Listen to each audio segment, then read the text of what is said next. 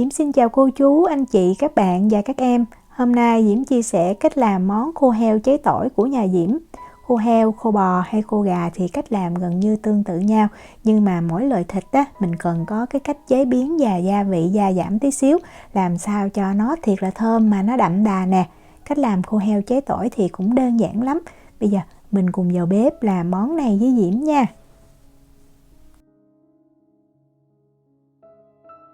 Đầu tiên đó là khâu chọn thịt để làm. Thì nếu mà mình chọn thịt heo, mình nên chọn thịt mông hoặc là thịt đùi, cái phần thịt nạc không có gân hay mỡ lẫn vào trong, và cái thớ thịt đó, nó dài thì khi mà mình xé ra dễ. Cái này là 2 miếng Diễm mua ở trong menu, nó gọi là filet, nhưng mà Diễm thấy lúc mà mình nấu xong đó, nó bị mềm lắm, mình khó xé. Trong khi 2 miếng này thì Diễm mua ở Đề Ma Tiều Xanh, cũng cùng loại luôn. Thì lúc mà Diễm luộc xong á, Diễm thấy là nó dễ xé thịt hơn, vì vậy mình nên lưu ý nha. Nếu mà miếng thịt mình mua còn dính cái lớp mỡ và lớp gân như vậy thì mình cắt ra mình bỏ nha. Và tùy cái miếng thịt to hay nhỏ đó, Diễm thấy mình nên chia cái miếng thịt nó có chiều dài khoảng cỡ 15 cm á, thì như vậy lúc mà mình nấu xong á, nó còn co lại nữa. Mình cần 1 kg cho công thức này nha. Tiếp theo Diễm có một cái củ hành tây, mình lột vỏ, sau đó mình cắt cái củ hành ra làm 4 khoanh. Mình sẽ lấy một cái chảo đó hoặc nồi cũng được, và bây giờ mình xếp cái phần củ hành này vào trong. Tiếp theo Diễm có một cái củ tỏi. Cái củ tỏi này thì Diễm cân nó khoảng 50 gram á, mình sẽ cắt ra làm đôi, mình giữ luôn cái vỏ nha. Rồi mình cũng xếp vào trong cái chảo. Để cho thịt được thơm hơn nữa thì mình sẽ dùng sả ha. Diễm có 100 gram thì là khoảng 4 cây như vậy. Mình sẽ đập dập cái phần sả này ra và mình cho vào trong cái chảo luôn. Rồi sau đó mình sẽ xếp những cái miếng thịt đó mình đã cắt lên trên. Thịt heo này á, mình không mang luộc, nhưng mà mình sẽ mang kiểu như mình cho tí xíu nước 100 ml ha, vào và mình bắt lên bếp mình nấu. Mình đậy nắp lại nha, và mình bật lửa lớn. Nếu mà mình luộc á, thì phần nước trong thịt nó ra, thịt nó không còn cái vị ngọt. Vì vậy mình chỉ cho tí xíu nước như vậy thôi, và mình dùng cái lượng nước đó tạo thành cái hơi nóng cho thịt chín. Khi mà mình thấy nước sôi như vậy thì mình hạ xuống lửa trung bình nha, và mình đậy nắp lại. Mình sẽ nấu trong vòng 15 phút. Diễm có chia sẻ công thức khô gà lá chanh á, thì mình sẽ không cho nước, nhưng mà thịt heo nó hơi khô, vì vậy mình cần cho thêm tí xíu nước vào nha. Sau 15 phút á, thì mình thấy cái mặt trên của thịt nó đã chín, nhưng mà có thể bên trong nó chưa chín kỹ. Vì vậy mình sẽ trở miếng thịt nha, như vậy giúp cho thịt nó chín đều hơn. Sau khi trở thịt xong rồi á, thì mình cũng đậy nắp lại, và mình tiếp tục mình nấu ở cái lửa trung bình thêm 15 phút nữa là Diễm thấy thịt nó chín vừa tới luôn á, với cái lượng thịt như vậy. Mình có thể kiểm tra bằng cách là mình sẽ xiên vào ngay giữa miếng thịt. Mình thấy rất là dễ xiên vào, và lúc mà mình rút cái chiếc đũa ra đó, mình thấy không có nước hồng chảy ra. Đó là như vậy. Mình nhắc khỏi bếp và mình chuẩn bị sẵn một cái thau nước lạnh sạch nha. Mình cho thịt vào đây mình ngâm. Như vậy thịt nó sẽ không có bị đen, giúp cho cái khô khi mình làm xong nó lên màu đẹp. Mình ngâm khoảng chừng 15 cho tới 30 phút cho thịt nó nguội đó. Trong thời gian này thì mình đi chuẩn bị tỏi. Tỏi mình nên sử dụng tỏi ta ha, tức là tỏi từng tép nhỏ như vậy, không sử dụng tỏi cô đơn thì em thấy nó không thơm bằng. Mình cần 100 gram đã lột vỏ ra nha. Tỏi này thì nó có cái tép to và cái tép nhỏ, vì vậy khi mà mình cắt á, thì mình cũng cố gắng mình cắt làm sao cho mỗi tép tỏi nó có cái độ dày khoảng 1 mm, nó đều nhau như vậy thì khi mà mình chiên lên á, nó sẽ chín đều hơn. Sau khi mà cắt tỏi xong rồi á, thì mình lấy một cái nồi nhỏ nha.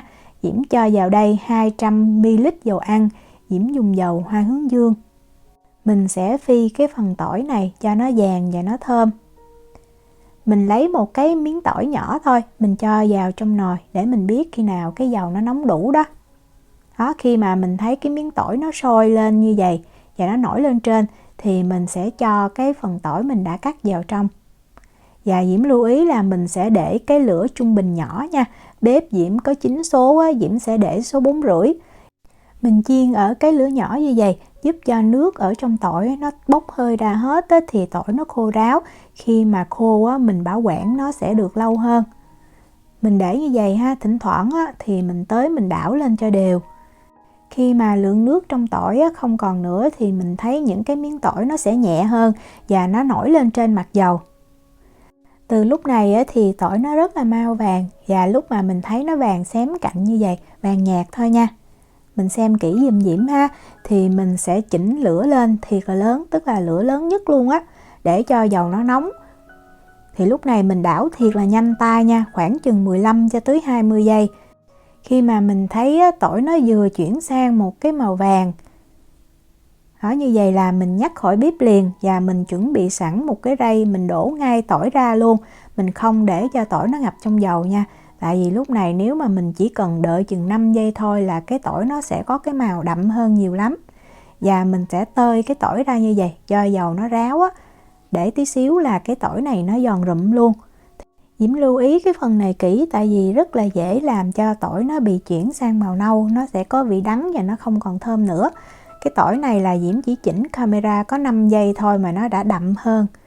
Làm mình phải bỏ cái phần tỏi này đi, không dùng được nữa, tại vì cái mùi nó không có thơm và nó bị đắng đó. Phần dầu tỏi này thì mình sẽ để tí xíu mình làm nước sốt, còn dư lại thì mình để mình kho thịt hoặc là mình xào rau cải rất là ngon. Để tạo mùi thơm cho khô á, thì mình sử dụng bột ngũ vị hương. Đây là cái hiệu của Diễm dùng nha, mình sử dụng hiệu khác cũng được nhưng mà hiệu này là ngon nhất. Tiếp theo Diễm có đây là ớt bột Hàn Quốc, thì cái ớt bột này nó không có cay lắm nhưng mà nó có cái màu đẹp đó. Và tùy mình thích độ cay nhiều hay ít thì mình sẽ điều chỉnh cái lượng ớt bột này. Cái này thì Diễm dùng hiệu của Thái Lan nha. Lấy cái nồi hồi nãy mình phi tỏi đó, bắt lên bếp và Diễm lấy 1 muỗng canh dầu tỏi. Tiếp theo á, mình sẽ cho thêm 2 tép tỏi, mình đập ra cho dập nha. Như vậy giúp cho cái sốt của mình nó thơm hơn nữa. Bật lửa lên á, mình để cái lửa trung bình thôi nha. Và mình sẽ phi cho cái phần tỏi này nó thiệt là thơm, nó vàng xém cạnh như vậy. Lúc này á, mình cho 4 gram bột ngũ vị hương vào và mình đảo thiệt là nhanh tay ha. Khi mà mình thấy bột ngũ vị hương nó thấm đều dầu thì mình lấy ngay 100 ml nước hồi nãy mình luộc thịt đó, mình cho vào. Thì cái lúc mà gấp thịt ra xong đó thì mình chắc nó ra sẵn nha.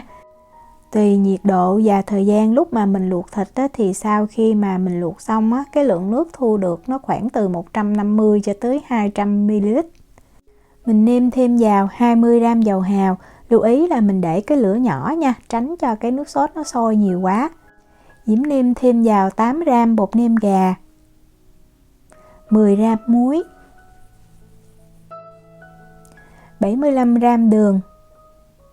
Ớt bột Hàn Quốc á, thì mình sẽ dùng 10 gram, và ớt khô cay á, thì mình dùng 2 gram. Nếu mà mình thích ăn cay hơn nữa thì mình cứ tăng thêm. Để cho cái khô nó có cái màu đẹp hơn thì Diễm sẽ sử dụng thêm 1 muỗng canh dầu màu điều.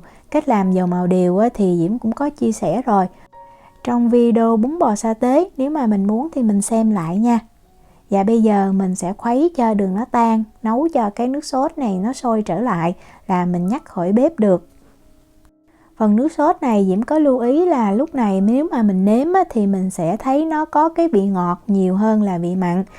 Và như vậy á, khi mà cái khô nó khô á, thì nó sẽ đậm đà, chứ mà mình đừng có nêm mặn lúc này thì cái lúc mà khô rồi nó lại càng mặn hơn. Và về cái phần muối á, Diễm sử dụng muối nhuyễn, vì vậy lúc mà Diễm cân 10 gram á, thì Diễm đong là khoảng 1,5 muỗng cà phê. Diễm nghĩ mình nên cân á, thì cái gia vị nó sẽ chính xác hơn nha. Thịt heo sau khi mà mình để nguội mình vớt ra cho ráo nước, bây giờ mình xé. Thì tại vì ở bên Na Uy á, mỗi lần mình mua thịt thì là thịt heo người ta đã bảo quản cũng phải 2-3 ngày ít nhất rồi. Vì vậy á, lúc mà mình luộc á, nó rất là mềm, nó dễ bị bở nữa. Xé thì cũng hơi khó nha, vì vậy mình chịu khó mình xé nhỏ tí xíu. Nếu mà mình tìm được thịt tươi á, thì rất là dễ dàng trong cái khâu xé thịt này. Mình đừng có nên để cho cái miếng thịt nó to quá thì Diễm thấy nó không có thấm gia vị, nó không có ngon bằng mình xé nhỏ. Lúc mà mình xé thịt thì cũng có những miếng không xé được thì mình cứ để nguyên như vậy ha. Khi xé thịt á, nhiều khi mình thấy nó hơi vụn nhưng mà không có sao hết. Chút nữa mình cho nước sốt vào và mình sấy á, thì nó sẽ khô ráo và mình thấy nó không có còn vụn nữa. Mình cho hết phần nước sốt vào trong thịt. Mình vét cho kỹ nha, tại vì cái dầu màu điều nó còn dính trên nồi nhiều đó. Và những cái phần tỏi này nè, mình lấy mình bỏ ra.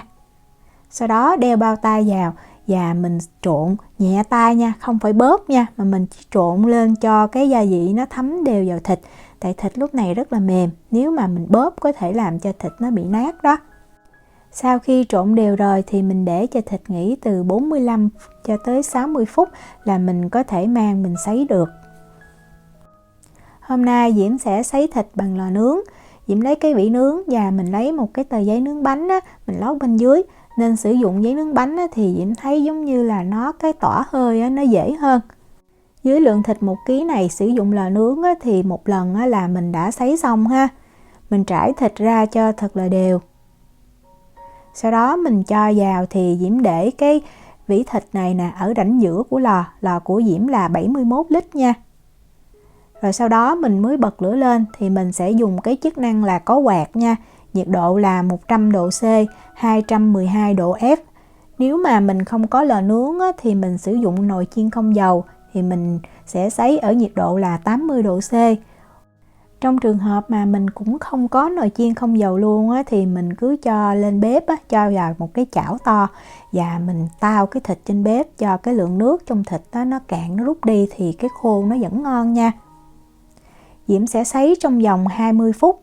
Sau 20 phút á, thì mình sẽ mang cái khay thịt này ra và mình trộn lên cho thật là đều. Tại vì lúc mà mình sấy nhiệt cao á, thì nước trong thịt nó sẽ chảy ra. Phần thịt phía bên trên á, thì nó khô, trong khi phần thịt phía bên dưới á, nó sẽ ướt. Vì vậy á, mình dùng đũa nè, mình xới lên giúp cho cái gia vị á, nó cũng thấm đều và thịt nó đều hơn. Sau khi trộn đều xong á, thì mình lại trải thịt ra và mình tiếp tục mình sấy nha. Và từ lúc này á, mình cứ 20 phút mình mang thịt ra, mình đảo một lần cho tới khi mà mình thấy cái thịt đó nó đạt tới cái độ khô ráo như là mình mong muốn. Với lượng thịt là 1 kg và mình xé nhỏ ra như vậy thì cái thời gian để thịt nó khô ráo á, là từ 1 tiếng rưỡi cho tới 1 tiếng 50 phút. Nếu mà 1 tiếng rưỡi á, thì khi ăn á, mình sẽ còn cảm nhận được cái thịt ngọt và nó giống như nó hơi ẩm bên trong. Trong khi cái này là Diễm sấy 1 tiếng 50 phút thì rất là khô ráo luôn. Nhưng mà mình lưu ý là dù mình sấy 1 tiếng rưỡi thì cái lúc mà mình xem á, bên dưới cái tờ giấy nó cũng phải khô ráo như vậy nha. Như vậy thì khô mình bảo quản được mới lâu. Mình để khô cho nó nguội hẳn rồi mình mới trộn tỏi vào nha. Nếu mà mình muốn á, mình cũng có thể cho thêm ớt khô nguyên trái vào. Sau khi mà khô nó đã nguội hẳn thì Diễm cho tỏi vào thì mình xóc lên cho thật là đều. Vậy là mình đã làm xong cái món khô heo cháy tỏi rồi. Cho tỏi vào như vậy á, thì giúp cho cái khô nó rất là thơm và mình cảm nhận được cái mùi tỏi luôn. Chứ mình không cho vào lúc đầu mình sấy thì Diễm thấy cái mùi tỏi nó không còn nữa. Đây là khô mà lúc mà mình xé ra được nguyên sợi thì nó như vậy. Nhìn nó ngon, nó đẹp ha. Trong khi nếu mà nó rụng quá thì thành từng miếng nhỏ thì nó không đẹp thôi, nhưng mà ăn vẫn rất là ngon. Khô này nếu mà mình để ở nhiệt độ phòng á, thì được từ 1 cho tới 2 tuần lễ. Để trong tủ lạnh á, thì được lâu hơn, trong tủ đông đá thì được 3 tháng nha. Diễm chúc cô chú, anh chị, các bạn và các em làm được món khô heo cháy tỏi thiệt là ngon.